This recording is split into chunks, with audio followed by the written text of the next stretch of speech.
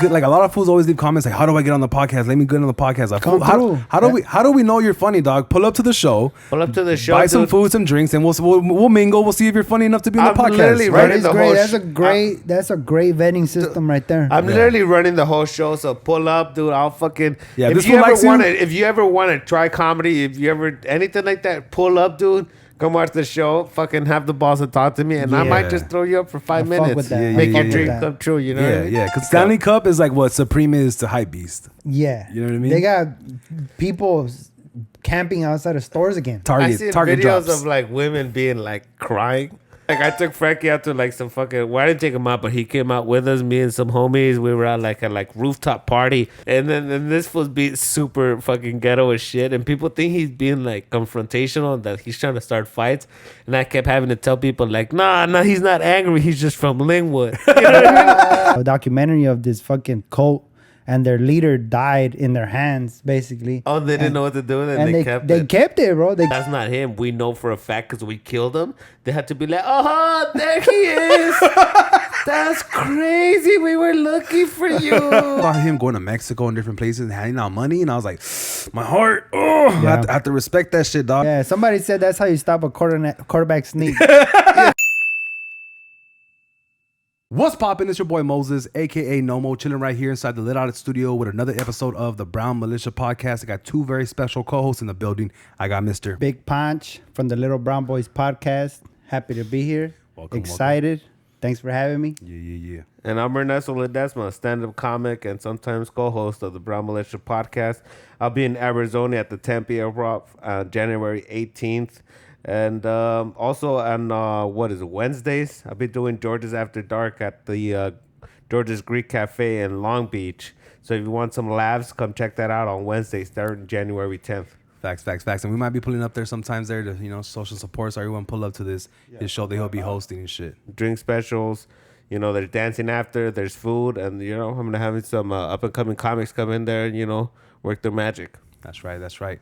Well, before we get started with the topics and shit, Ponch is the other half of the Little Brown Boys because you guys seen Franky on here twice already. Yeah. So here's Ponch, like the I don't want to say like the level-headed one, but the one that I would say that because Franky's a crazy motherfucker. That's fair. He's on his own trip, dog. But how does it feel seeing your homie on a different podcast? It's good, bro. That's my dog. You know what I mean? And I know he likes talking shit, so let him fucking air it out. You know what I mean? Let the people hear it, and I'm not here to fucking cover up or anything. I'm just here to fucking vibe out with you guys too. I was like, hey, that shit looks fun. I'm down. Hell yeah. Franky's like the angriest lesbian I know. For real? Yeah. Everybody sees that too in the comments. They're like calling them tia. Fucking, so they're funny. calling them fucking lesbian with the glasses. Yeah, they started getting at his glasses again. I'm just like, he just changed them. Every episode he has different glasses on. He's like, I wonder if they're gonna like these. I was talking to Ernesto a little bit earlier about like living by the comments and shit, like because they were getting honest about being fat, right? And you guys had an episode. They're like, you're like, hey, they're right. You fools are fat. Yeah. So honestly, what that was, I was just trying to play the B side. I was like, let me just jump ship and like stir it for fun. Let me fucking blah blah blah. Yeah, that's my whole thing. I like to be a contrarian, so everything that you guys get mad about, I'm not even really married about it. I'm married to the idea or the argument. I just like the fact that you're angry about it. So I'm gonna go balls deep into it. Yeah, it's just fun. Yeah. Hey, talking about balls and going deep. What about that first story we wanted to talk about? There's this TikToker dude, this Brazilian TikToker who went to. He was missing since December, since Christmas Day, basically. So on Christmas, he went to his neighbor's house. They were partying, doing drugs, having crazy sex. And then at one point, of the night, he was all coked up, and he was going with the neighbor's sister up to one of the rooms to go bang. And I guess he just overdosed or had a heart attack or something happened. Just the excitement of it. Of thinking about smashing, dude. This guy's heart gave out and he died, dude. And the people, because they're all coked up, they panicked. They panicked and they buried the dude in the backyard. So then, since December, his family since after Christmas, they were looking for him. They couldn't find him. They go over to the neighbor's house pretty much to be like, hey, you guys seen my brother, and then they go over they see a little dirt mound in the backyard. Fresh mound. No, don't look in the backyard though. That looks exactly like like you buried somebody. Yeah, there's a lona. Like what the fuck? The bricks are holding it down. Yeah, so they go over there and they can see like the t-shirt through the dirt. So they're like, obviously you did it. And then they panic, and you know, and their whole story is that they panicked and the dude died. He had an overdose and they buried him. But obviously the authorities are investigating whether it's a homicide, which, you know, either way, it's Brazil, so it could go either way. Yeah. We were just talking about bad trips. Yeah. If they were all like on coke, that's got to be a bad trip. One of your homies or the fool you just smashed dies, bro. Like, what do you do? They got to be thinking like they're in a movie and shit. Like, we got to get rid of the body. You know what I mean? Yeah, dude. I have a great place we're going to bury him in the backyard. Yeah. The scene of the crime. They were this close to putting them in the car and like driving off. And like, no, it's too obvious. It's too obvious. Yeah, they won't even think about it. Just put them in the backyard. Couldn't even dig. They just I know it was just right over the surface. The fucking above ground pool of homicides. You know what's crazy is that I bet they had just got a bag and he died and they were just like fucking. That's all bad. They wanted to like not have to call the cops and keep partying. Yeah, so they barely buried him and then fucking kept going. That's it. They probably just kept going. It was a heart attack, not a like overdose. They don't know. They don't know yet, because like it's trippy how much coke you got to do to get a heart attack. I know, unless he had like comorbidities, you know, maybe he had diabetes and the girl had edible panties on and he forgot his insulin. Yeah, and he was like, "What am I gonna do? Not eat this pussy?" Let's be real, dude. I partied my ass off. It is like I've done blow like crazy, and every time I'm like, I can't. Like this is no way. I've never done this much, and I've still never got a heart attack. So it's like, how much are these people that are overdosing? How much are you doing, bro? Yeah. Or what if like the yay over there in Brazil is just that much stronger or stepped on or worse? You know, maybe the quality of the yay was. I know they're like making it down the block, or they're mixing it with meth and shit or something. You know. Yeah, I think his heart was already like on a decline. You know what I mean? He just wasn't meant for that life. I seemed relatively young. He was a TikToker, just a handsome guy. So he was like skinny. Guy. He was skinny. He was like healthy. Yeah. Were they doing gay sex? That's a good point, but no, he was. That's a little more intense. I would believe. You're doing like poppers. I don't know, but I would imagine it's a little more intense. That's so crazy. It's a lot of. You got to have good blood pressure for that kind of activity. No, but remember he was going with the neighbor's sister. Okay, so we're allegedly straight, and also that's crazy that like you're in there, you're doing blow with you, your sister, a bunch of friends, and then one of your homies is gonna go smash out your sister. You're just like vibing. You're like, yeah, go for it. Like, you can have my sister, just leave me with the bag. As long as I got to see with the bag, you can have her. So what if this fool got coked out and he was like, "You're gonna fuck my sister"? Let me put some fucking rat poison in there or something. Damn, so they're gonna investigate if this is like a homicide or a fucking. If there was foul play, like they say in the shows, there was no evidence of foul play. This is now a true crime podcast. But they did fucking bury him in the backyard. Like, that's crazy. That's a crazy move. Like, how that's definitely a coke move. Yeah, because you're thinking the worst. You're thinking that the world is going to end tomorrow if you guys don't figure this out. That's so funny. I just saw a documentary of this fucking cult. And their leader died in their hands, basically. Oh, they didn't know what to do with it. And they kept it, bro. They kept the body. The body died in a hotel thing in like Oregon, and they drove it all the way to Colorado and like in the trunk, and then they just hooked her bed up. Like, you're gonna stay in the bed until the cops showed up, like to do like awareness, welfare check, whatever. Yeah. And they found the fucking mummified body right there. But they were like mummified it. Yeah, like they just kept taking care of it. Like, they didn't let it like completely decompose. They kept trying to like keep it up. Damn. That's crazy. And then like she was like all blue, and it's called Love Has Won. Se llama the documentary. Wow. But they were just so obsessed with they called their mother God. Damn. That they didn't. They weren't willing to give her up to any like corporation. I saw about that on YouTube. Like, they're like, fuck, we're gonna take care of her. And until the cops showed up, that they had a dead body in the back room, like just right there, like chilling. That's crazy. The smell must have been crazy. Yeah. I seen, and just to be okay with a body in the back, like even those fools that sobered up, like they're gonna have like once the coke wears down, yeah, doing all that sober, they're gonna have that fucking that body in the bag. Like, then what? Like, that's why they say religion is like a drug, because you'll be doing some crackhead shit like that. when you really believe the shit. Yeah, bro. Yeah. But also too, like you think Brazil has like but to me, so I guess Brazil in my head is like a third world country, right? Yeah. And maybe some cities are big, like Sao Paulo or whatever, Rio de Janeiro, some of the big cities. But what if that where he died, they don't have a coroner's office or they don't have police investigation or a forensics team, you know? Or no tolerance. Yeah, no, but the fact that the family went looking for the, like, you seen them looking for them and you don't, and it doesn't come from you to be like, we have him. Right, we right, have right, the right. body. This happened to him. The fact that they have to go backyard and they have to look at themselves, and then they have to get the cops involved, and then they have to do an investigation. The fact that all that to get the info is like, that's crazy. Some fool's like, I'm on probation, fool. Nah, don't tell nobody, fool. Like, I wasn't here. Yeah, because maybe they don't have any tolerance. Like I was saying, maybe dead body equals jail for life. So they're like, dead body, I don't want to. I mean, they could have. You would feel that if they didn't have corners and all that, then every time that a dead body happens like that they would go like, the investigation, they would probably just lie about it every single time. And there's not going to be anybody to be like, nah, he was murdered. So there was nothing for them to gain if they could have easily lied and been like, I have bad luck every time I talk about dead people. But I just thought, like, why not just ding dong ditch? Like, knock on somebody's door, leave the body, and then just run. And then when they open the door, it's like a fucking cupcakes. and at least they get to have the body and bury it correctly. But also too, like, why the backyard? You live in Brazil, you have literally the Amazon jungle. Right. Like there's so many places you could have buried the body. Yeah, because I'm telling you that you're coked up. You just want to go back to doing coke. Yeah, bro. In my personal experience. Yeah, they're like, I don't know, but I heard, Yeah, they'll never think about it. They'll never think about it. What's crazy about that in the documentary you were saying? I just remember watching this one documentary that I watched about this. There was this French con man who this 13-year-old boy disappeared in some fucking place in the US. He disappeared and his family didn't know what happened to him supposedly.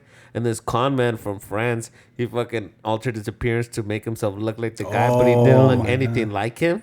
And he fucking came back, and the family, because the family had done some shady shit, I think they killed the kid. And the guy came back, so they couldn't be like, no, that's not him. We know for a fact because we killed him. They had to be like, oh, there he is. That's crazy. We were looking for you. That sounds You're like a fucking grown, dude. Is that a he's mustache? like 30, he's 35 Yeah, years I swear to old. God, you'll see the dude, and he had like 5 o'clock shadow. And this was like, supposedly he was like 16 years old now. So they were like, oh, you've grown. And, like, damn, mom. Yeah, Damn, you stuck in the fucking lavadora? Let me get you out of there. Isn't that the craziest? Bro, isn't that the that's like- craziest shit? And that guy's like a TikToker now. Oh, fuck yeah. Hell yeah. Isn't that crazy You as gotta fuck? monetize. So the family got caught? I actually don't remember like the outcome of the thing. Thanks for bringing up that story. That bro. sounds crazy. But bro. I think that a like some guy that makes documentaries or a crew that makes documentaries ended up getting like a whiff of the kid. Oh, he's back now. So they went to go investigate, and then shit wasn't adding up. So they kept going deeper and deeper, and they found out that he was a con man and he tried to do this before. Yeah. And so then he ended up getting locked up, and he was even trying to con people from in jail. But then they never figured out, or I don't remember exactly how the story ended with the family. But they were just like, well, that's weird. Because there's signs, obviously. I think he was up to like the point where he had different colored eyes, and they were just like, "Well, he's 16 now. Puberty's crazy." Yeah, his dick got bigger. Yeah. The mom's His all balls like, are so no, low. we'll keep him. No. Yeah, the mom was. Anybody out there praying. that's still listening, make sure you guys leave comments. Let us know if you guys know that story that Ernesto's talking about. Also, just leave comments in general, because right now we're getting cooked on the comments on Instagram and TikTok, and we got no love on YouTube. So make sure you guys show us love on YouTube, dog. Drop a bro. comment. And then come to my shows, bro. You know what I mean? Let's be real. That's the way you can support us, dog. Like the Little Brown Boys, like the Little Outlet, and then go to fucking this food shows. Yeah, and my shit. main thing is, as I'm a stand-up comic, so I'll do a podcast for you guys and try to make you guys laugh. But ultimately, I'd love to see a difference in ticket sales. Hey, you still sell those shirts, the comedian shirts? Yeah. Buy a shirt and go wear that shit this food show. Yeah, what I try to do is I try to drop them in little bundles. You know what I mean? And that way I'll sell out every time. Makes sense. And then or at just shows. Speaking of sellouts, there's a story about 6ix9ine, right? Oh yeah, dude, 6ix9ine. So some Cuban artist who makes sculptures and stuff. He made this bronze sculpture and he put it up in Cuba, and it's 6ix9ine holding like money, tatted up, chains and everything. Yeah, tatted up. No shirt. It's straight up like in the middle of Cuba, and I don't know who commissioned it. Who commissioned it? But the guy said that it was strange even for him. Like, yeah, this is weird to want, but that's what the guy wanted, so he made it and he put it up. And it was getting a lot of attention online, you know. Originally, I was also like, that's fucking weird. Why would you guys want that? He's a fucking, alleged snitch. Well, not alleged, like he did it. He fucking did it. But it's also like, fuck all that. Whatever. You think people go up to it, rub the forehead and bless themselves with it? Like they pray to the 6ix9ine God? He's a real santo now in Cuba? Well, over there, yeah, there's videos. Like, that's what I was telling you guys off camera, that his new album was apparently like partially recorded in Cuba. So Cubans right now have a lot of respect for him because he's been collabing with their artists and he's been handing out money to the poor communities and stuff like that. So that fool's smart, dog. Cause like I'm gonna tell you this: when that fool came out with that music video with the red bandana in New York and everything, and like all those songs, I was not into at all. The only thing I was into is that he was Mexican. I'm like, all right, he's Mexican, right? And then whatever, I was just never really into him. But then I saw him going to Mexico and different places and handing out money, and I was like, my heart, I have to respect that shit, dog. I really like, all right, I fuck with this one. Well, that's what Drake did. Remember God's plan? Yeah, God's plan. He was giving out money, and it's like, that's not God's plan, dude. You got a fucking public relations person. They told you make this video, and you're gonna have support from those people forever. It's the same thing 6ix9ine is doing, you know. But it's a smart marketing tactic to get the streets behind you. I mean, and he's not doing anything new. That's what Pablo Escobar did. He would have all these poor people that lived by like the fucking like rivers and stuff like that, and he went over there and he built them all houses and he handed every single one of these people deeds to the homes. Or what about like fools that used to give out turkeys back in the day? All the crack dealers used to give out turkeys, to families and shit. When it comes to people like 6ix9ine, the first thing that I always think of, like, there's people like 6ix9ine, like Jake Paul, fucking Little Pump. The first thing I always think is, how is this a like manufactured publicity stunt? So I always go, maybe this is fake. There is no statue. They fooled us again. You know what I mean? So that we talk about it right now, right? I also think that it could have been 6ix9ine that paid the guy himself, right? Honestly, but then I think about it. I'm like, 6ix9ine is an international artist. He doesn't exist just in the U.S. Right. If they built a statue of 6ix9ine in the U.S., everybody like, what the fuck? Let's go tear it down right now. But the fact that it's Cuba makes you think, oh, it's possible. The songs just came out from Cuba with a bunch of Cuban artists. Okay, maybe it is real. So this like Robin Hood thing makes sense. I just think the fact also that the people forget, they think that once the people are famous, when they're famous and they're represented for that culture, not that culture or those people are now backing them, and it's like it's those people that made them famous in the first place. Right. It's like how Franky was talking shit about that girl Reverie or whatever, and people were defending her on the comments. They were just like, "Nah, Reverie, she's been making music forever. People respect her in the hood. Like, people know her. She's well known, and that's why she's like known now. That's why people fuck with her now, because people in the hood were buying her shit and people in the hood were pushing her shit." Yeah. You know? I want to talk about the Reverie thing a little bit. So to me, dog, I don't have nothing against her. I don't think she's a good or bad rapper. Like, I don't really know her as much. All I know her from is full community posts and comments and stuff like that, right? But to me, what is crazy is whenever you compare yourself to a dead person, first of all, and then a person who's legendary that's dead, and then a person who's dead, legendary, and like such a fucking beloved, hated by no one person like Selena. Like, I just feel like there's no need for you to do that. And know? Just the fact that the other person isn't there to acknowledge, to say yes or no. Yeah, to co-sign it. It's the exact same reason. Every time a new rapper comes out and they're hot, people are like, "Is that the new Tupac of our generation?" People are being like, "Is that the new Nipsey? You know, is that new Pop Smoke?"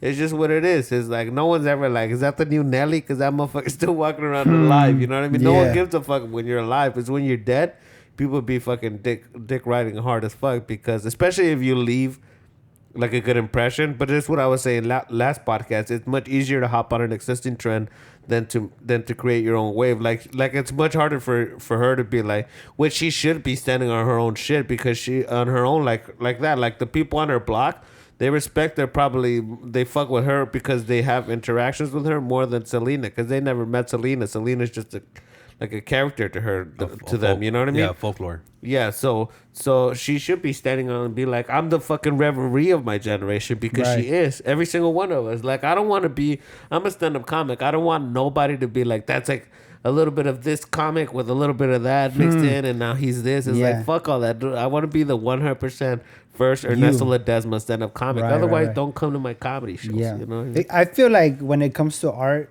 it gets harder and harder to be original because so many things have been done already. Yeah. And a lot of ideas have already been kind of made. Even if it's a little bit of your original idea, there's something out there already that kind of resonates with the parallel thinking of your thing. Yeah. So it's really hard to be 100% original. Yeah, like, and I get that, dude. Super hard. I get that because I've literally written jokes that I've thought about in my fucking head, dude. In my head, that I've been thinking about for years. Shit that I've been fucking mulling over in my head forever. And I think about it and I write it down and I say it on stage. And I even think that I phrased it originally. And then it's like, oh, that's almost for verbatim.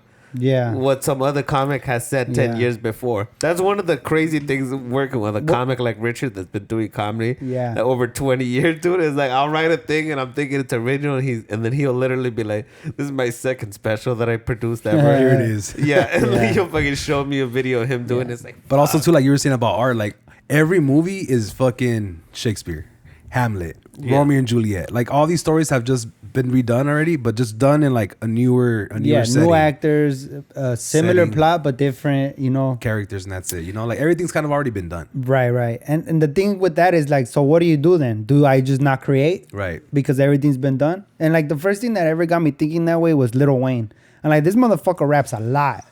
Like he's gonna come to a day where he's like, fuck, I already said that once. Oh yeah, I already rhymed that with that once. Like I know there's millions and millions of words, but there has to be a certain amount of how many times you could rhyme. So it's like, so what do you do, right? And like in the dance community back then, you would just give credit to what inspirations you're taking. Like if that lady said, hey, I get inspired by Selena, I get inspired by Madonna and whoever the fuck else, right? But this is me now.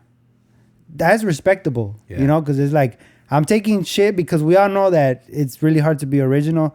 But I do take inspiration from these people and just be upfront and then be like, but this is me now. And then it's hard to be inspired, whether it's consciously or subconsciously. Like it's hard. You see something, dog, and you can't unsee it. Yeah. It lives in your It's subconscious. just shit you like too. Like this is what I like, but you like that because this person did it first. And then you said something about hopping on a trend. So speaking about hopping on trends, did you guys see that guy that was standing? He was at a bail hearing, and then the judge was really hating on him because he had like a long criminal history. Yeah. And she's like, I can't stand for this. So you have no bail, and like I don't know what else. Like you're gonna go to jail for whatever years, whatever. That's not even hating on him. That motherfucker's a menace to society. Bro, this fool fucking takes off. His name was Deborah, by the way. His name was Deborah? That, right? That's why that motherfucker was so angry, I bet. His whole life. Forever he's been angry. He's got a girl name, bro. Bro, when you're at court, the judge is like at least like 6 feet, 7 feet, sitting down on a stool, like high as fuck. This fool jumped all the way over and like tackled her, like motherfucker had a vertical. You know when you're like at the goal line and shit, and like you tackle the running back in the air. Yeah, that fool did a sick ass fucking tackle, dog. Yeah, somebody said that's how you stop a quarterback sneak.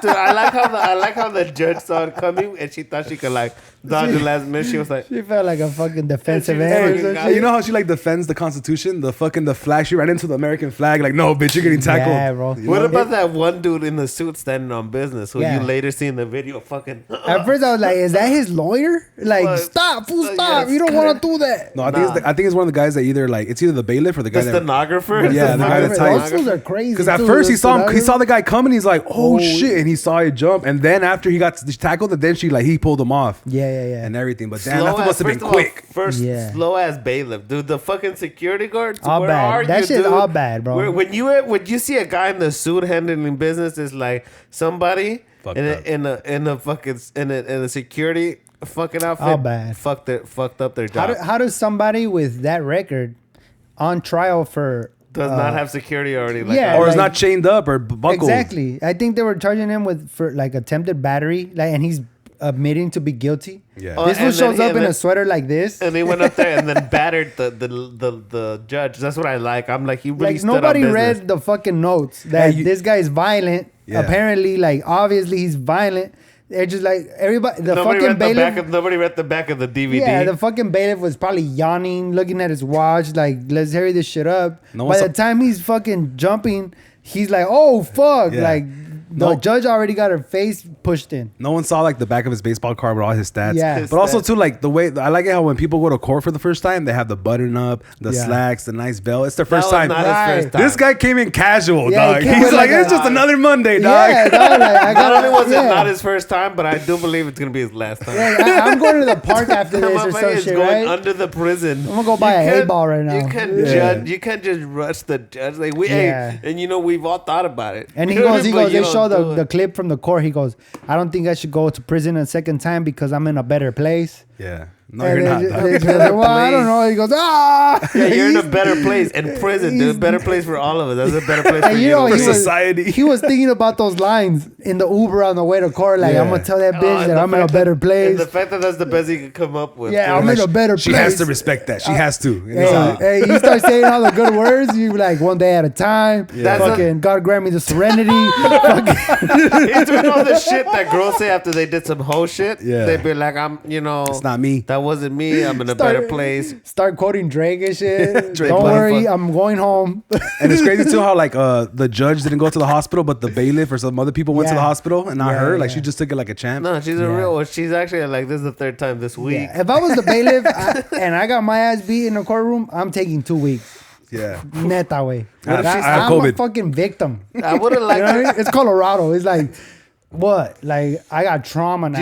What about fucking... Where's the ketamine at? I just would have liked her if like she fucking pulled guard. Yeah, that would have been sick, bro. She fucking got a fucking... Or grabbed a mallet or whatever she had and just fucking... Oh, yeah, dude. Get a weapon, dude. Yeah. And still blame it on the black guy. Yeah, dude. Every day of my life, I just wish a motherfucker would. So I could use... Every single time I'm sitting in a situation, I'm just thinking of things I could use as weapons. Fuck. You know what I mean? So I'm like, you have a mallet? You've been sitting there for fucking 15 years on the job. You never thought about swinging that shit? A pen or something. Stab him in the neck. It's crazy. Or just duck. Or just duck. Yeah, she tried to juke him, low-key. It's about the only thing that she did. She was like, ooh. And that fool read her blood. He read the play. He was like, yoink. The whole thing was super the picture, choreographed. He yelled. He was like, oh, hell no. Like, he said some shit, and he was like, obvious that he was about to rush you. And it's also obvious like that she was about to try to fucking juke you. He has to be like, or used to be an athlete. Yeah, look, the camera is only on her, and all you hear is like a little, like something move, and like 1, 2, boom, and he was there, dog. Bro, he has to be an athlete or or something. A long jumper. Average person can't do that. Cannot. I don't even think I could do that. Yeah, I think overall what we're saying is that this guy that attacked the judge, he deserves a show. The guy's a real athlete. he's a real He deserves athlete. A second chance. Dude, first of all, he fucking like two steps and he was over at the judge. And then he fucking did the whole jump over. That's that's like the vault. That's impressive. That's the vault. This guy's like a triathlete. I bet you there's a lot of like junior college football coaches like, damn, I could really use a guy like that right now. I could really use a guy. I wonder if I went down the wrong path there, buddy. You could have been fucking... You picked the wrong career. I wonder if that court's gonna monetize that clip on YouTube. Like, that's funny. You think brought to you by BetterHelp. Sponsored by BetterHelp. They really should. There's so much money they could be getting, huh? Like, I bet you, like in 5 years from now, she's gonna have like her own Judge Judy show. You guys remember the judge? She's the judge that got tackled. Yeah, I'll stand for fucking whatever. Yeah, at this point right now, she better make merch right now. Yeah, that's what I'm saying. The way society is, dude, next week she's like, I'm actually making more money off TikTok than being a lawyer or a judge. I'm sure this is like juking criminals left and right, you know, something like that, you know. Some only blank can judge me, and she's like, oh, that's pretty cool right there, bro. That's pretty sick, bro. I like that one, bro. From the last episode too, when Franky was here, there's a couple of designers like Blasey and Brian Sebastian. They tapped in and they want to make shirts, so because of your line, you said like you can't buy everyone's tamales. You can't, dog. Hey, fucking hit me up. You know what I mean? Collab. I told them let's do a collab, dog. You know what the fucking is? They're like, I'll give them a shirt for every. I'll give them $1 for every shirt we sell. I'm like, let's collab. Let's do something. Okay. He's trying to cut me off, huh? Trying to cut me off the deal, huh? No, he wanted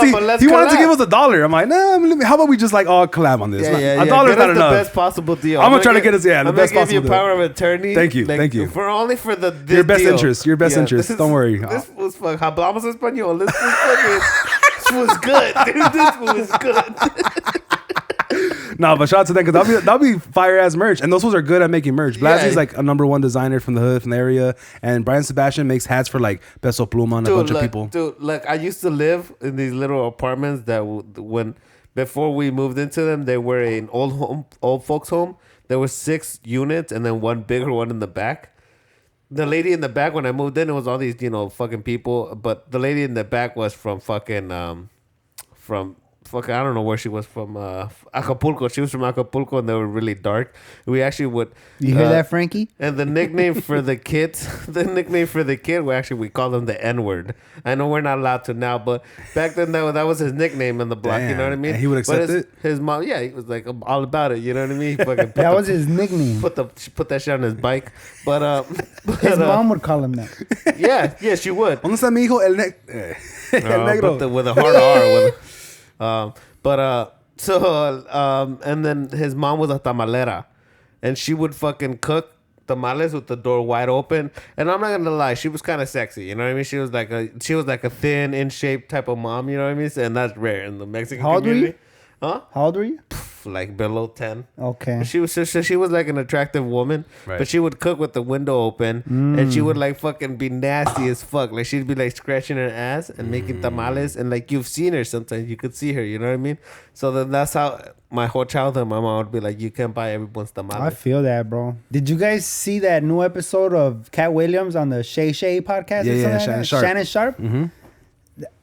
I saw it today because it's all over Twitter and stuff like that, and we sent it to each other, and I did a little digging. Mm-hmm. And the funniest shit that came up was Michael Blackson was like, I think it was him. He was like, man, this fool comes out every 3 to 4 years to fucking talk shit on everybody just to make them relevant again. No, but he had a good point. He was like, he talked shit about the like 10 or 11 fucking people. Top comics. Yeah. So they can respond. It's like, it's kind of true, but it's also like, let's be real. This motherfucker has been quote unquote crazy. Right. Katt Williams has been crazy in the industry for so long. And then every fucking 3 years he'd be saying some crazy shit, but every 10 years we're like, oh, he was right. Yeah. He's kind of like the Alex Jones of the black community. He really is. He's really the Alex Jones of this shit. He's really the fucking, they're turning the frogs gay. Yeah. I think he said Cedric stole his jokes. And I seen the videos. He fucking did it. That fool did it. He also stole some other dude's joke.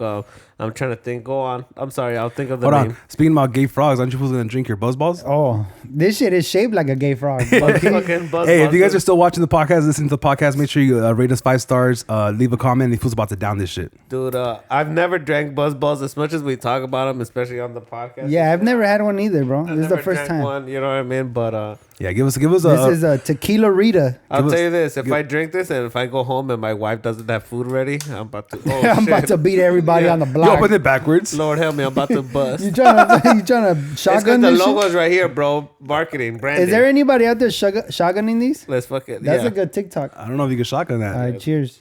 Yeah, give us a real like a rating of the flavor, everything. We'll see if the podcast takes a turn for the worse right now. Reminds me of Mad Dog 2020. It's not bad. Mad Dog 2020 was like wine. Alcohol 50% by volume. 200 milligrams. I don't know if that seems like a lot for such a small volume. Someone at work today tried to sneak in a espresso martini in a little cup, little can cup. I didn't know little can cup. What kind of little can cup? It was a super small one, a little can, like a baby Coke, kind of like the baby Pepsis, but it was super small and it had 22% alcohol. Oh, it was like sealed. 22% alcohol. An espresso martini, dog. Oh, caffeine and fucking vodka or whatever the fuck they put on martinis. Trying to get lit. Yeah. Nah, but when you're at the place where you were, you gotta be lit, dude. Let's be real. Let's be real. Yeah, this seems easy to drink. It seems easy to drink. That's all. That's the #1 drink for tortas right now. It'll be good on ice for sure. Yeah, good on ice. Yeah. I sense that. Mm-hmm. I'm already fucked up. Not from that, but I'm fucking wrecked. I could sip on this like fools slip on lean. You know what I mean? Like in a double cup, just in the studio, like saying mamadas. Fucking trying to mumble rap. I like that it's I like that it's a ball. You know what I mean? It's like it's nice. I feel actually, I know it's fucking ratchet, but I actually felt kind of luxurious holding. I think girls like it because it feels like a ball. So you know what I mean. Oh, I get you. They got like it's in their DNA to handle balls. That's what you're saying? So you're saying I like grabbing It's primal. balls? It's primal. We have to balls. Who females. doesn't? What kind of guy doesn't like grabbing his own balls? Yeah, You know, I do. Yeah. I definitely do. I like When is it. that gonna end? Sometimes I'll just be watching TV and I'm like, just fucking grabbing. Like it's warm. Your balls are always warm. Yeah. You ever fall asleep like better when you just cup your balls? Oh yeah, for sure. But let's not finish. Let's not get off topic as far as Katt Williams, dog. He also said that he was in an Illuminati meeting with Ludacris, and they were fighting for the final position. I guess they made it to the finals of getting elected, or when you're in a and Ludacris got it. when you're in a sorority or fraternity, what is it called? Yeah, okay. When you get elected, hazing, maybe. yeah, they were like in the final part, and then that they gave it to they gave him a deal of 20 movies, $200 million, and an ugly wife. That's what he said. Talking shit on Ludacris' wife. Yeah, because she's like part of the Illuminati. She's someone in the Illuminati's like niece. And then you have to marry her. That's how that fool got in. You have to marry her, and we'll give you this big contract. Honestly, that would explain a lot. Because why is Ludacris relevant still? Why are we? I just saw him in a Disney movie, dog. That's what I'm saying. He's been Christmas one, and it makes sense because he hasn't dropped an album. This fool was like, I'm a rapper. He's in the Fast and the Furious. But they haven't replaced him. There's so many better actors than him, and he keeps getting those fucking roles. That's what I'm saying. It makes sense. He's it totally makes grandfathered sense. in. That's crazy, dog. Damn, I'm already slurring my words, dog. I haven't even had half of this thing, bro. That shit works. Right. Katt Williams though is hands down a great comedian in my opinion. He's a fucking amazing comedian, and that's coming from a stand-up comic, dude. He's a fucking great stand-up comic. He's a fucking real motherfucker. Dog. The only blemish the only thing that he always smoked crack once. For no, that's not even the blemish. With that. I'm fine with him smoking crack. Dude. Who of us doesn't have a cousin or uncle that smokes crack? I'm that fine we with still him, love. I'm fine with him smoking crack. Yeah. It's the fact that he got beat up by a teenager. Yes. He got beat up by a 14-year-old by a kid after football practice. Like the kid was tired already. Oh, dude, and also Katt was talking that shit, dude. He was talking that shit like, boy, I was smack the fuck out you. And then he got fucking wrecked, dude. He got rear naked choked. The worst part was on camera, dog. And then he was on the floor, like in the fetal position, getting fucked up, and he was still talking shit. That's the only blemish. That's the only blemish for Katt Williams, man. But other than that, fucking, I love this fool. He was in GTA. Yeah. You could go to the comedy club in Grand Theft Auto and you could watch Katt Williams, bro. That's fire. Yeah. You know what I mean? Chronicles, bro, changed my life. I think I was in middle school or like freshman in high school, something like that. But watching his before memes were a thing, everybody fucking knew. Like, every day I'm hustling. Every day I'm hustling. Yeah, this shit. Oh my god, bro, is a different level. Before social media, great point. Like, this is when it was just word of mouth. Yeah, it was Katt Williams, that S thing that everybody did, and some other shit that we all just before the internet. The S thing, the 3 letters, the 3 lines that make an S. Yeah, I get it. Like sometimes people get like bitter, and they do talk shit about people. And Franky. he's such a good comedian that he makes it so compelling. You know what I mean? He could be lying about everything he just said, but it's compelling because he's a comedian. He's a storyteller. And he stands up like off his chair. Yeah. Standing next to Shannon Sharp or whatever. There's a part where he lines up like he's a linebacker. Yeah. And he goes, when we on the line, it's me versus you. Yeah. And Shannon Sharp is just like this big ass voice, just like that. And Katt Williams like that. Like, looking him in the eyes. Like, he's a fucking performer, dog. Yeah. Like, of course this podcast is going to be. I know, he's compelling as a motherfucker You know what when he I mean? talks. Like, he knows what he's doing. What about didn't he talk about how P. Diddy wanted to fuck him? Yeah, no, he says that. no. He said that. No. Wait. He says that P. Diddy always invites him. He goes, all you got to do is say no. I say no to that motherfucker all the time. But Harvey Weinstein. No, Gary Owens. You guys know Gary Owens? Yeah. So he's a comedian. He's like pretty much a black comic for a white guy. But he's white. Yeah, so this fool fucking gets down. Dude, this fool gets down. He's the white black comic. This fool kills it. He's fucking hilarious. He's been hilarious for years.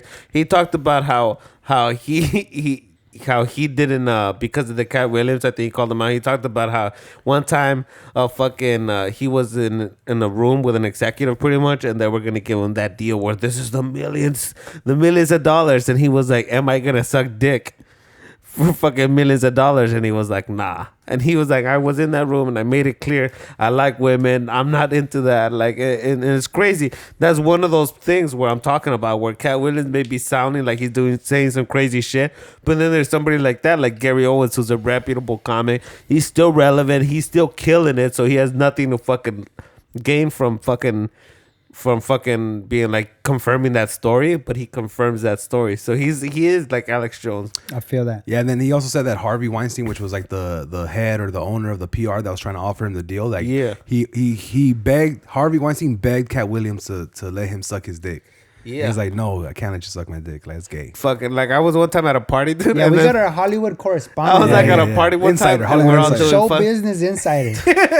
Dude, we're all like doing blow and stuff like that, and I guess white people get their blow already broken up. Oh, like nice. already powdered up. Already in powder. So I came out and I was like, I have this, and they're like, oh shit, this was for real. You know what I mean? And they're going crazy and stuff like that. And we're fucking after, and there's this one comic who was a comic. He's a white comic. He's just a dude, and he's pretty popular. And then he's fucking like, we're doing lines, and I said some shit about some girl, and then he's like, and he said like casually about me. You know what I mean? And I was like so high that I was like in my head, I'm like, did he just say that? Like it was like a thing where he was like let's say for example, I was like, oh, I'd like to hook up with that girl, and he goes like, I'd like to hook up with you, and then I'm like, I'll sock him right there. And then I'm don't sex play me. Just kidding. And then I'm sitting there like, is that a real thing? You know, is that happen? But so I felt like I've had moments in like fucking in weird Hollywood parties or just hang out. So like what that. you're saying is the Illuminati almost recruited you. No. All you had to do is let that guy suck your dick. Nah. If that's all it took, if that's all $1 million deal. If that's all it took, I'd be in the Illuminati right now. Yeah. So we all agree that the Illuminati is real. It has to be real. Yeah. I think the Illuminati is code word for like the people who have all the money. You know, It's like, not like a code deep word. state? It's not a code word. So here's kind of. The deep state's like government. I'm talking about like people who run Hollywood. Like, to book you in the show forever. So Skulls and Bones, George Washington, right? They all used to be in these secret societies, and all these secret You societies. went back to George Washington? No, because George W. Bush. It goes that far because George Washington. Yeah, Okay, because I want to Skulls and Bones is from Yale. It's a sorority. Exactly. So there's all these people back to that timeline. So okay, you got to remember back then that timeline, dude. You couldn't travel and send message, or you had to travel. You couldn't just send messages instantly from one person to another. You had to travel. So then all these people had these like, oh, we're in this brotherhood, but they had they had all these fucking signs and all these weird things that they do, these handshakes, all these meetings. Okay, yeah. Because they're just like, secret look, societies. Secret society. This is how you know we're in the same brotherhood without having to fucking get fucking confirmation from that dude that's fucking 28 days away. Yeah. So they had all these secret societies and shit like that. And actually the Illuminati was a fucking real society. And I forgot which one of them fucking ended up. George Washington was a great Mason. A Mason. So that's what it was. I think that's what it was. So the George Masons, W. Bush was Skulls and Bones. So the Masons ended up fucking pretty much like whichever one took power ended up banning secret societies. And then so the Illuminati, which was a secret society, had to then go into hiding. So then they were like publicly like, we've disbanded, we're not a secret society anymore. And they went into hiding with a secret society would do. And then that's how it's still a thing. And people think it's a conspiracy, but it's all like really all like, if you go back to it, like JFK, he has a crazy fucking speech that he talks about that.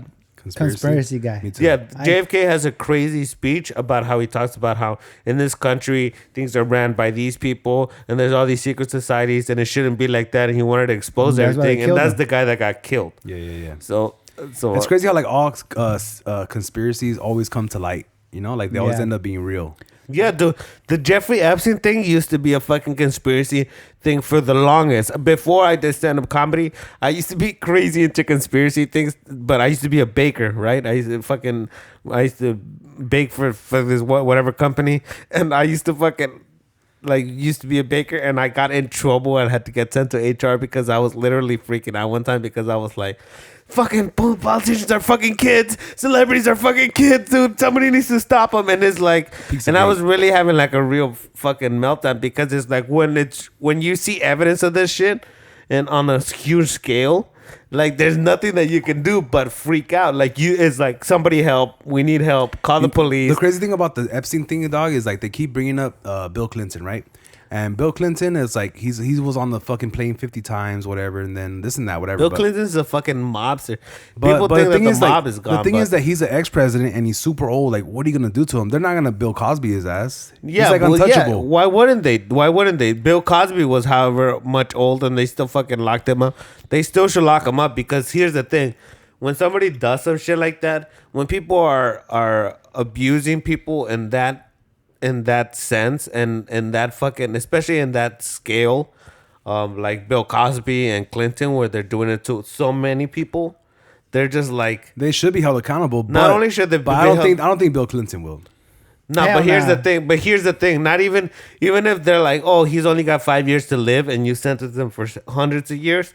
Here's the thing: it's also a symbolic thing. Yeah, for the people. Yeah, it sends a message. You know what I'm saying? To the future presidents. Or because whatever. Here's the shit, dude. How many years has it been since the Jeffrey Epstein thing? Since they fucking were like, oh, maybe he did it, maybe he didn't, and then they fucking found him guilty, and then he fucking killed himself, and then everybody stopped talking about it. And how long has it been since now they're barely releasing the fucking documents? How long has that been? And they fucking found out that he had an island, dude, with fucking thousands of children that were there, with no fucking parents that were fucking like sexually abusing all these kids, and then they fucking locked him up, but they never told us what happened with all these kids. Yeah, they never told us where. Oh, we relocated these people, we got these people help. They never told us, dude. Like, all those people in the border, all those kids in the border, they had so many fucking signs of sexual abuse, dude. And they had people that they're all, basically every child that was being held for the fucking border, for the border patrol, all that bullshit in those detention center, were fucking abused sexually.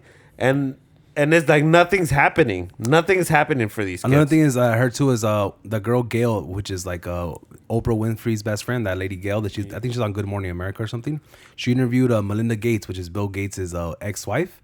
And she said, like, oh, you met Jeffrey Epstein, and I heard that it's one of the reasons why you divorced him. She goes, well, it was a lot of things, and she didn't say it was not because of that. She said it was one of the things why. Yeah, and she goes, I met him one time. I met Jeffrey Epstein, and he's the epitome of evil, dude. These people are fucking. She's like, I'm a grown woman. I was fucking disgusted by him. Imagine I feel bad for all the little young girls, because what Epstein would do is he'll set up these bank accounts for these girls that he would take to the island, and he'll make them rich. But all you gotta do is come to this island, do a few favors, and you'll get some money. It's a whole thing, dude. People think there's more slavery now than there ever has been. There's more sexual, like, fucking slavery now. I think people need to realize the reality of the world and the human organism. I'm like getting so heated about it now. You just went like on a 30-minute rant. I was sexually abused as a child, so I always get super heated about it. But that's also why I'm super, like, before even it all went out, I would like look into it and stuff like that,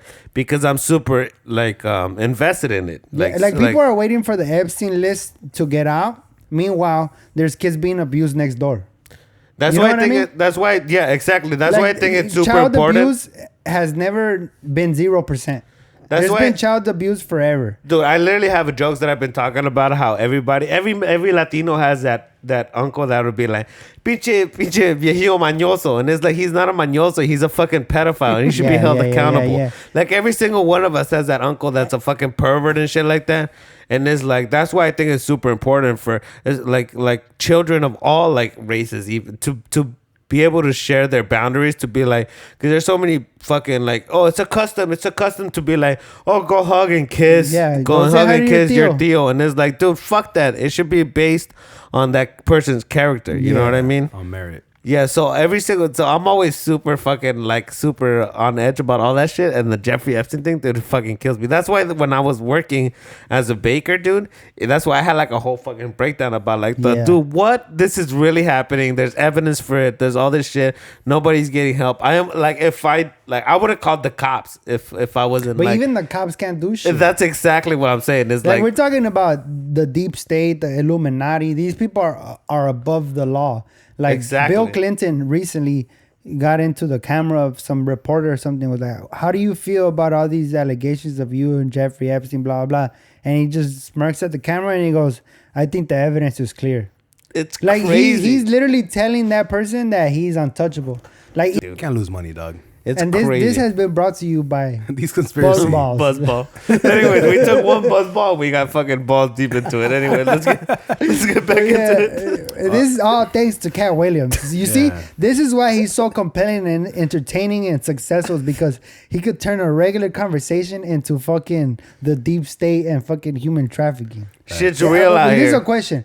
Do you think Katt Williams 30 years ago would still decide to not join the Illuminati? Or do you think he would take that role and leave Kevin Hart out in the wind? Woo! Now that he's older, do you think he's like, fuck, I missed out on hundreds of millions? Well, the only thing... Or do you think he's happy with his fucking, like, I said no? The question really is he jealous? Because if he's jealous of Kevin Hart, it's because that could have been me. So, I don't know. Because I think he's still rich. Like, he's still fine. Well, but here's the real question. Is he rich, though? Here's the real question. Would you guys do it? Would you guys join the Illuminati? Fuck no, bro. I have trouble doing a podcast. Like, less fucking going out and honestly, and sometimes putting it everything feels out like there. sometimes it feels like there's so much corruption and so much negative shit, Yeah. and that they're winning that you might as well just join them. Can't beat That's them, how join I them. feel. Yeah. I think if your real dream, like the only thing you want in life is to be famous and be rich, and you do Like, be on TV. and you'll do anything for it, and like, I was born for this, I need to be on TV, then yeah. I guess like you'll do anything, I guess. Yeah, you know? you'll do anything. Yeah. Honestly, that's what stops me from going to open mics, and that's what stops me from fucking Sucking dick?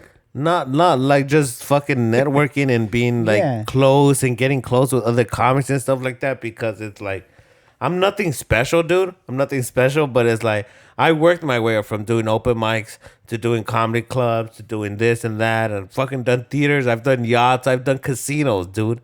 I've worked my fucking way up, and when you go back to go do an open mic after all that shit is like, as disgusting as it sounds to say, but it's like these people are so desperate and like just they'll like fucking step over anyone because it is their dream.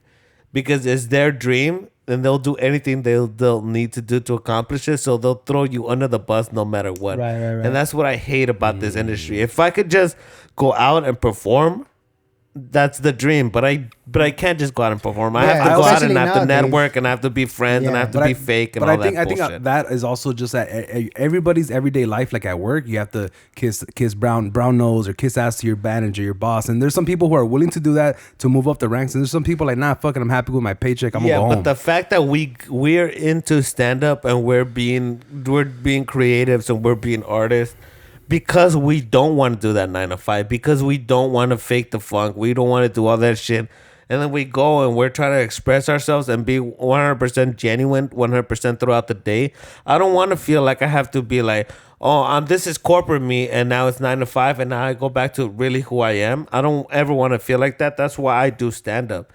And then to go into stand up and feel like all these people are faking it and fucking just saying what they need to say to get up ahead, it's the most annoying thing to me, bro. Like I've been forced to meet the guy. I like Aquaman, whatever. What's that guy's name? Jason Momoa. So that guy, I was forced to go say what's up to him and stuff like that.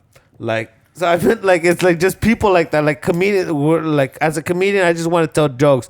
I don't give a fuck about meeting all these people. But then there's people that'll be like hitting me up and they're like blowing up my phone. They're like, "This is good for you. Go say what's up. Go hang out in this place. Go do that." And it's like, dude, I don't give a fuck. But I have to go do it. That's part of the shit. That's playing the game. And in my opinion, I hate the game. I'm super on the outside looking in because I tried stand up and I wanted to be a stand up comedian.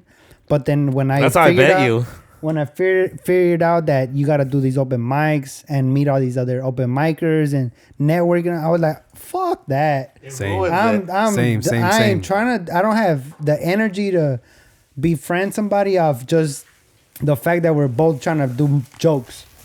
Like, nah, I got my jokes, you got your jokes, cool, whatever. I think the best thing to do is like kind of like how Fluffy does it or other comics where like you make it and you just kick it with your homies. Well, that's you only have a small group, you know? That's why honestly, like, not to plug the fucking Wednesday nights at fucking George's Greek Cafe in Long Beach. But starting January 10th, comedy showcase. Every Wednesday. Starting January 10th. Not to plug that, but that's why it's so important for us. Because it's like, dude, we're doing all these clubs. We're going out of town. We're fucking touring. We're fucking so lucky to be doing all that. Yeah. And then it's like it kills the vibe to have to go to an open mic, and it's like I can't even walk to the bar sometimes without like having somebody being like, "Here's my clip," or "I've been doing this. Put me on this show. How do I get on that?" It's like so annoying. Sometimes I just want to go there to say hi to my friends. You know. So and that's the thing. I don't know because I've only tried open mics in LA. I don't know if it's like that in like Chicago. That's how it is everywhere. In New York, I mean, everyone wants that's their Austin. dream. I feel like LA though has like this big connection to Hollywood where you have to say what's up to Jason Momoa. That's true. If you're in fucking like Chicago, you don't gotta say what's up to Jason Momoa. You know what I mean? Like my thing he's doing movies. Like it's like you're trying to be a comic, but you're also trying to get on Power 106. Doesn't work that way because as a comic, you gotta have no boundaries. Like you gotta be able to say whatever you want to say, but without thinking of getting dropped from this show or this fucking whatever. That's the point that I'm making. Where it's like we're doing all these shows for like these clubs and small theaters and stuff like that. So and then all these people are paying. I feel bad. Like even though I want to just say whatever, I feel bad because I want to try new shit. But I feel bad because people are paying all this stuff. So I'm like, oh, this is a perfect place to just try and then you start shit. fucking. It's like the thing with artists, right? Like I feel like writing jokes and talking shit is an art, like because it takes a mental to be able to stand in front of people and tell a joke takes a lot in your head. It's just a reaction. It also takes like a unique point of view because we're all talking about like similar relatable subjects, but if you have that like crazy little point of view, like I never thought about it like that. It's the reaction. It's the reaction. It's getting the reaction because everybody can write a joke, everybody could talk shit, everybody can say a thing, but if nobody's reacting to it. Then it doesn't matter. It's like a fucking tree falling in the woods and no one's hearing it. Yeah. You know, it's the reaction. And then once you get the reaction, then it's becomes fun because then it becomes the thing. It's like, now I want them to react the way I want them to react. Because now it's when I started comedy, I was making a joke about anything and I was admittedly a little too edgy. I was trying to be an edgelord because I was like, let me just get them. If I get them upset, that's at least a reaction. But now it's like, I'll get upset when I'm like, fuck, why are you laughing at that part? I want you to laugh at this other part. It's taking you're laughing 2 seconds too early. And now I'm upset about that, you know? It becomes about where you want the reaction or how you want the reaction to be, you know? I feel like with telling jokes and talking shit, I feel like that's kind of an art. And as an artist, sometimes you have to be okay with being a starving artist. Like you have to be able to make art and being okay with no reaction or no money coming in, but you're still making the art just out of, I love doing this shit. You know what I mean? And like, for example, here in LA and Hollywood, you feel like you have to get on a show. You feel like you have to get a special or you have to be on you have to do something. If not, you're failing. Yeah. You're taking away from just creating the jokes to fucking being somebody and having a clip on Instagram or something. Yeah, I feel like doing a podcast only gets 100 views. Shout out to the 100 people who watch this shit every week. It's like the difference between rich and famous, right? Yeah. Some people want to be rich, have all the money, and be low key. Some people could care less about the money. All they want to be known by everybody. They want to be a household name. And then you have the people that just want to create to just for them. Like they just want to create. I just to feel me, like that's who I respect the most is people that are okay with being broke and being nowhere, but still creating at the top of their level. Here's what I'll say though. Like I was that guy. I was the guy that outworked everybody. I was the guy that fucking did fucking 3 shows a night, 2 shows a night. Fucking when you were happy getting 1 show, I fucking was like, I'm gonna double up, I'm gonna triple up, and then I'm gonna go through a mic after. I was that guy. But people romanticize the fucking grind because nobody gives a fuck about the grind. Nobody's seeing the grind. People are seeing the fucking finished product. Yeah, the triumph. People are seeing the finished product, dude. No one gives a fuck about the grind. And people romanticize the grind. The grind had me driving around on expired tags. You know, getting my heart broken by some bitch that didn't have insurance on her Tahoe. Right, you know what I mean? Like, the shit, like, is not as cool. Like, that's what I'm saying. It's like, you got to work smart, man. Because I was getting my ass beat. But, like, fucking, like, being that artist, I was like, I'm okay with being poor because I'm doing it for the love of the art and I'm being genuine to the art. But it's like, at some point, I respect the art form so much that I wouldn't be able to live with myself if the art form didn't respect me back. So it's like I'm living and dying for this shit. Is like you're not gonna give me fucking $1,200 a month to pay my fucking rent. I will fucking kill myself right fucking now, dude. It's all I have, dude. All I have. I didn't graduate fucking middle school. I didn't graduate high school. I spent my entire life trying to make people fucking laugh. And if fucking being funny is not gonna pay my fucking rent, then I did it for nothing. You know what I mean? And this is why you don't take mushrooms before the fucking podcast, ladies and gentlemen. Being real. Like we're going in right now. I think he sounds like Katt Williams right now. Mm-hmm. Do you think? I feel like Katt Williams probably feels like that. I feel like Katt Williams probably feels like, man, I fucking did everything I could. I did the jokes, and I didn't sell my soul. I didn't outgrind everybody. Well, no, I just fucking lived my life. Tell my jokes, but now I'm the black sheep. I think if he was completely happy, he wouldn't even be bringing it up. I think there's a part of him that's like sad about just how Ernesto's frustrated. He's also frustrated that doing it the right way with moral and ethics and like not selling out. It feels like you're like, out. what the fuck, dude? I did it the right way and I'm getting fucked. And this guy that fucking did whatever for the $200 million deal, he's the one on top. And if it must feel for someone who's like grinding and like, damn, this is fucked up. Yeah, and this is why I want to get his take because. Yeah, he's boots on the ground. Yeah, you know, I'm from the outside looking in. Here's how. This is Hollywood we're talking about, like the dirtiest of the dirty fucking schemes. Look, David, here's what I'll say. And I ain't talking about like our management team because then people be like, how do I get that? You know what I mean? But it's David Cerna, dude. David Cerna, that guy pretty much co-manages me. He manages fucking Richard, Adelante Management. This guy's younger than me. He's done more for my career than I ever could. You know what I mean? But this guy, dude, this fucking dude is like, what can I even say about this guy, bro? Just the fact that I'm in here is just lucky enough. But you know, I don't know. I don't know why I even brought that up. Shout out to David Cerna. Yeah. I don't know where you're going with that, but shout out to that fool. He sounds like a cool guy. Fucking lit right now. Getting in his bag right now. I think we had another story. Oh yeah, the Stanley Cup. The Stanley, bro. Stanley Cup is like what Supreme is to Hypebeast. Yeah. You know what I mean? They got people camping outside of stores again. Target videos drops. of like women being like crying because they're just like, I asked my husband for a Stanley Cup and he got me an igloo or whatever the fuck. I remember when the TikTok one, the $6 TikTok shop. The first one was Hydro Flask. I don't know if you guys remember Hydro Flask. Gets down. I still fuck with They Hydro were Flask. the first like flask company that got popular. It's like the tin can water bottle, like the big metal one, right? And now like and then the one with the straw came out, like, okay, this one's even upgraded. Now they got the big jug with the handle of Stanley Cups that are selling out everywhere. Which is the ugliest one. That's an aesthetic for women, like women. Yeah. That's why I think they came out with that pink one now. The pink one, the special edition, and people are literally fighting over it. And for a minute, it was also Starbucks cups. Remember Starbucks cups? Yeah, because they literally resellers are selling them for like $300-$400. I don't know if I'm making this up, but I have something in my head that says that people used to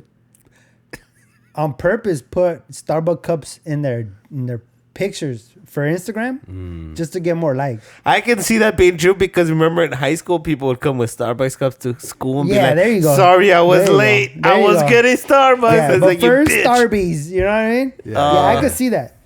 That's crazy. And I think the Stanley Cup just became that like Supreme for guys is like that for girls. Yeah. Like it becomes this fad, this fucking aesthetic. Like, and it's FOMO. That's what I'm saying. There's that aesthetic of the girl with the water, with the jug, with the fucking flask girl. The flask girl, I call them. Yeah. And then also too, like it's crazy how the Stanley Cup is now more famous than the actual championship for hockey. Yeah, bro. Every time we kept saying Stanley before we started recording, I kept thinking of the LA hockey. Kings. I was like, what's Stanley? What? Yeah, like did someone drink out of the Stanley Cup?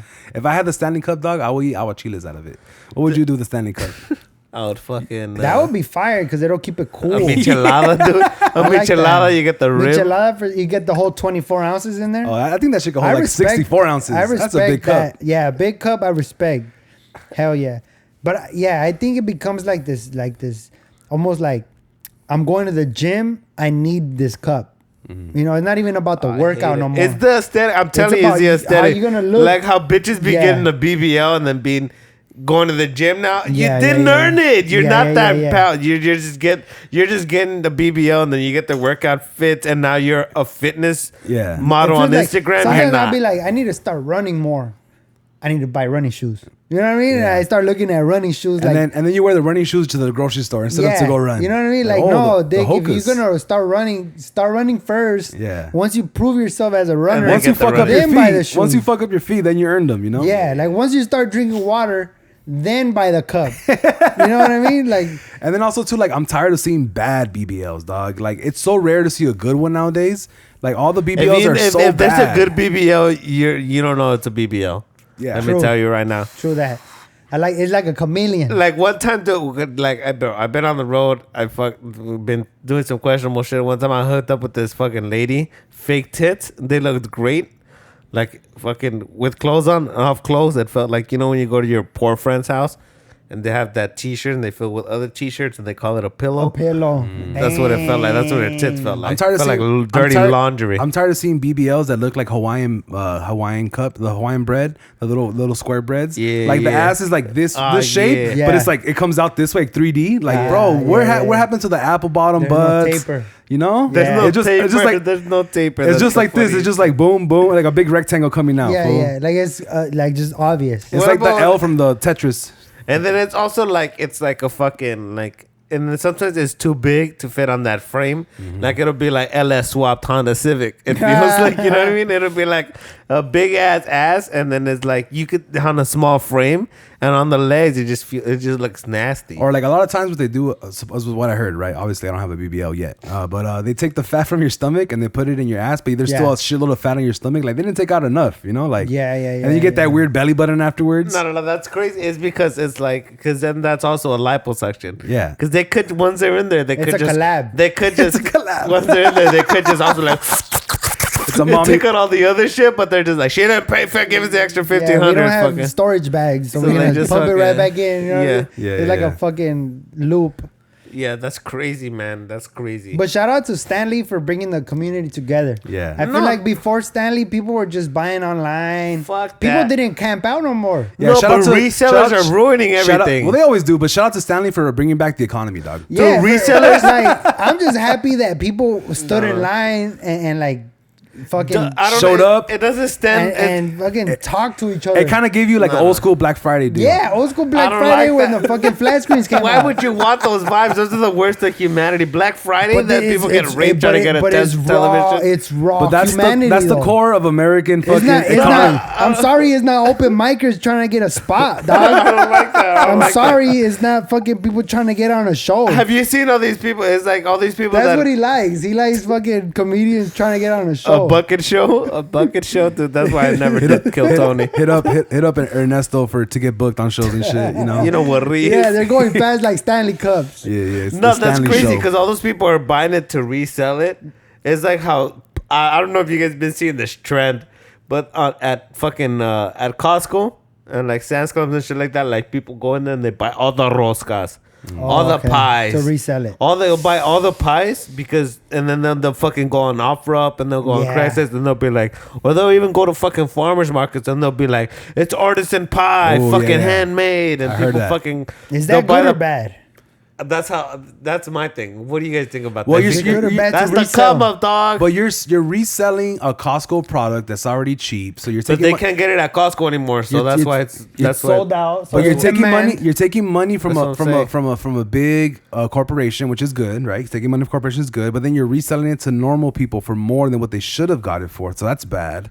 Right, so it's like, it's which one's the lesser of two evils? One time during the pandemic, I'm gonna call it net good. Yeah, a wash. It's a wash. Yeah, because one time when I was during the pandemic, I knew this guy who later got accused of sexual assault, but he's a comic and he fucking during the pandemic he fucking bought boxes of fucking disinfectant spray, and they're like, I don't know, fucking $8 a piece, and he sold them for like $50. Hey, people were flipping over Lysol wipes for crazy. I mean, what do people do nowadays? Is that wrong? Is that wrong? Do you guys think that's wrong? I don't think it's getting wrong. Death people are like, you're a piece of shit. It's opportunistic, right? It's like you taking advantage of the opportunity. It's fucking business 101 up, supply and demand. Here you are to supply. There's nothing wrong with that. That's economics. Yeah. And for forever, people go to the callejones, they go to wherever. They buy in bulk and then they fucking sell it over here. Yeah. Like, there's nothing wrong with that. I fully agree with that. I have nothing wrong with that. Yeah. Nothing wrong with that. But the guy. I don't know. I'm just thinking of something in my head, like the completely guy that different. his girl disinfecting shit. That reminds me of the guy that wore the shirt with his girl on it, swallowing cock. Oh shit! I forgot about. Yeah, that's good. He walked in. All right, so this guy that he walked in on his wife sucking her co-worker's dick. He took a picture of it. He put it on the picture like really big, and then he showed up to their job. Just the fact, first of all, just the fact that How you does he have that picture? Yeah, Yeah, just the fact he walked that in you and took it. No. He was Just ready. the fact, Yeah, no. cocked and loaded. The fact that you walk in there and this bitch keeps sucking his dick, and then you're able to For take a a good picture. Dude, if I don't walk in there, you better get that dude's dick out of your mouth as soon as I walk in the room. Yeah, I think he knew. He must have known already, and in his head, like, this relationship's over. Like, fuck this bitch. But before, I'm gonna play the That's part. some cuck shit right and there. I'm gonna burn her out. If it was cuck, he would have been like, "Oh, keep going." But he took a picture to burn Because her. why would you have a picture of it if it wasn't cuck? I get you. We're talking split I second. wouldn't show up and be like, "What the? Like- This is crazy." Like this, like this, I'm like, this is crazy, and I'm fucking taking the. yeah. dude, you know Right, what the I mean? girl would be like, Yeah, like, like surprised. like but this, she's mid, like she's like leaning the plug. with it, you know. You know, this shit is not. I feel like maybe they made a porn, and the guy found it. And yeah, And that's what I felt. screenshotted it. That's what I felt like. It was the too dude, good of posing. The lighting was nice. Maybe the dude, High quality camera. You know what I mean? We do podcasts, so we know about like angles and like element of surprise. So it's like if you're gonna get that to put on a t-shirt that good. I also am not surprised if she comes out with an OnlyFans next week. Like, fuck it. I'm Oh, gonna yeah, capitalize well. on the shit. capitalize. Yeah, Might as well. No, Look, but the you internet also- moves so fast. yeah. But you also know how dudes be savage when you be fucking like you. We all seen those shits on Instagram, on social media, where like some dude would be like, "Yo, what's up, girl? Where you at?" And they'd be like, "She busy, dog." Yeah, that's Picture. another option. Good option. You know what I'm saying? Yeah, maybe That the coulda guy, happened. the mistress guy, Send it to him. sent it to The the main Sancho. guy. Because dudes be like, when you're fucking some other dude chick, you be saying some wild shit Super like, proud. "Hey, Yeah, dog, yeah. That makes she's sense. busy." But when females be fucking the same dude, they be like, "I'm coming to you on some woman to woman type But how shit." about that guy though? Would So you rock funny that to shirt? me. You would rock that shirt of your old lady. I wouldn't, because here's the thing, because Like, how much you, that's why I'm saying it's some cuck shit, because you have to look at the picture, you have to take the picture, you have gotta to go print the look at picture. the other dude's looking at it, the dude that made the shirt, Yeah, yeah. everyone, and then you, on the way to her job, you're like, yeah, I'm gonna get this bitch now. Fucking ironing the And then he the took a fucking selfie, shirt. a mirror selfie with it. Yeah, I'm gonna get this bitch now. and meanwhile, Like, you're looking like a dumbass. it's another guy's dick. This not was yours. fucking dumb. This was cuck as fuck. He's like, I got this bitch. But he went and he posted it on social media. He made it viral. Like, hey, my bitch fucked some other dude. Like, dude, I would keep that shit to myself so hard, dude. I would keep that shit to myself Yeah, but so hard. in his mind, he's like flipping it on her. Like I'm gonna make this shit go viral. Like, I'm gonna ruin her life. I'm gonna ruin her life, or at least for the next couple That's months. what I don't understand. When people be getting their heart broken or some ratchet shit, some foul shit be happening to them in a relationship, they're quick to go on social media. I'm like, I'm embarrassed, bro. I don't want anybody to Yeah, I don't find want out. nobody to know about I this. want nobody. I feel stupid. You imagine Yeah. how stupid everyone's gonna feel like they think I am after this. Yeah, but why do you think it went viral? Because I think a lot of people are into that shit. It went viral Yeah. because he fucking had a picture of some girl sucking a dick. Yeah, we know. We know what goes viral nowadays. Right. It's got to be some way out shit. Controversy. Just a guy like on the street. If you saw a guy on the street wearing that shirt, You're like, you'd hey, probably send be me like, the link. I'll buy one. Yeah, but if that same guy live streamed himself going to the workplace, that's gold, right? That's bing, bing, bing. But I also bing, give him bing, props because he could have, like, a lot of people would have, like, took a gun to work, shot both of them, like, you know, like, took it too far, murdered somebody. And Right. that would have been wrong, you know? We're doing Yeah. street justice. Maybe in his head, this was, like, something crazy, but he's not going to go to jail forever, you know? I just wonder don't- if there's I a just feel lawsuit. like, dude, just fucking send it to her dad. Let her know what's really He's up. dead, though. Oh fuck, that's true. Dan, you're assuming her dad's dead? Yeah, I mean because that takes There's that no option father away. activity. Like, what's the next I had to take a thing? piss. For sure. What's the next thing that this person has to live for? If it's not her dad, it's probably her job. You know. Yeah. I mean, I wouldn't do it. Yeah, I wouldn't have took it that far either. I wouldn't. I a little would have wild. probably if I knew my girl was cheating on me. I wouldn't even show up there and try to make a scene out of it. I'd just be like, "Hey, I'm out of here." Yeah. But that's you, though. Yeah. We got these fresh white teas. You know, I'm gonna go to the club or I'm gonna go to the bar in this fresh ass white tea. Yeah, I bet you it was a fucking Walmart shirt or George. Yeah, a $3 shirt. What is it? The Hanes or something? Yeah. The George ones are the least expensive. Maybe it was a pro club. Who knows? Because it was a long tee. He's a big boy. He was a big boy. Yeah, he probably knows what he likes. Fucking triple. What is it? Pro 5. Double eggs tall. 3X tall. Hell 3X tall. But yeah, man, tell me more about the Little Brown Boys. What do you guys got coming up next? What can they expect? We're just trying to be consistent, recording every week or whatever when we both can. You know, there's no crazy pressure. Are you guys doing it once a week? We try to, yeah. But there's no crazy pressure on. Going back there in the corner, motherfucker. You know, we don't owe anybody anything. Yeah. You know, everything we do is us, by us, for us, for us. You know. What about you, fool? You bringing back group chat or not? I am. Honestly, I've been so busy, and it's like, no. But honestly, I've been blessed as fuck, because it's like I've been taking part of these tours. I've been taking part of these tours, so it's like it's been great. Shout out Richard Villa for putting me on, and then I've been doing my own shit as far as comedy, and like then I've been helping you with the podcast. So it's like this shit is literally like 4 or 5 minutes away from my house. So sometimes instead of being like I'm gonna go record a podcast at the studio in Pico, I'm in Southgate, so I just shoot right down to Southgate, and it's way easier. But yeah, that's where I want to do these fools. These fools are recording the Little Brown Boys. They're recording the podcast right next door to me, which is literally in the same office. Same office, different office.